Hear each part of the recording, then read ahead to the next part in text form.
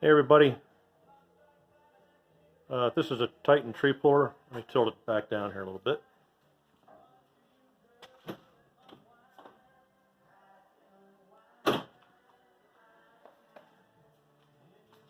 I've probably used it for 5 or 6 hours now. I've had it for over a month. I've been looking at it for a while, and my wife finally bought it for me. Told me to quit looking at it and just get it, so here it is. Like I said, 5 or 6 hours, had about a month. I use this to pull out Japanese barberry bushes. And before I bought it, of course, I read the reviews, like everybody does for everything anymore. I thought it was interesting. One person said that there were no grease fittings on the pivot points and wondered why that was. And he's right, there aren't. I guess because there's not going to be a lot of use on them, but in the pins, they fit kind of snug, but nothing like you would have on your loader arm pins. And I keep them greased up, but this here, but I had the grease fittings, and I thought I had an 1/8" pipe tap. Couldn't find it. I'll probably find it now that I bought one. So I had to go buy a tap, had the drill bit, drilled the holes, and I put one grease fitting on this pin. You can see I already greased it. And on the other end of the operating cylinder for the jaw, I put another grease fitting, greased that one. And then there's just a real long pin that runs from the top to the bottom. So I stuck that one kind of in the middle, and I got a good amount of grease coming out. Like I said, they're not a real snug fit, but for the $8 it cost me for a pipe tap, it's kind of cheap insurance. So yeah, now you can grease them. I don't think they would have to be greased that often, but cheap insurance. Why not put them in there? You know, this thing was around $900, which I thought was quite a bargain. I was impressed with the way it came packaged, and I'm very happy with the way it operates for my needs. As far as pulling out trees, probably the biggest limiting factor would be where your lifting capacity of your loader. The jaws, I would say, have plenty of power to grip whatever you grip. There's plenty of power there.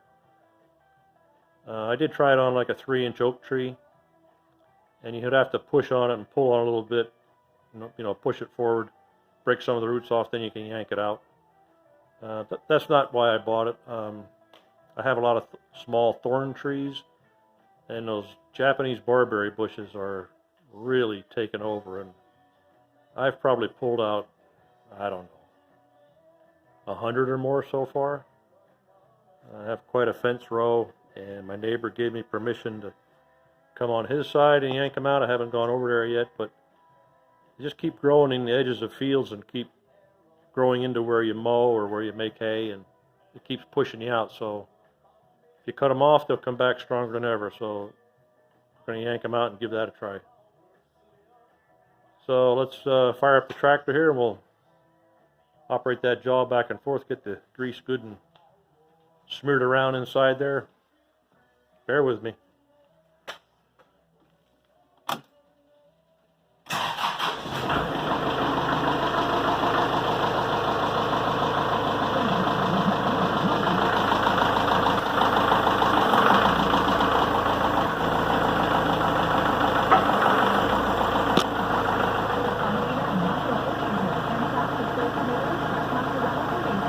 That's what I use to operate for hydraulics.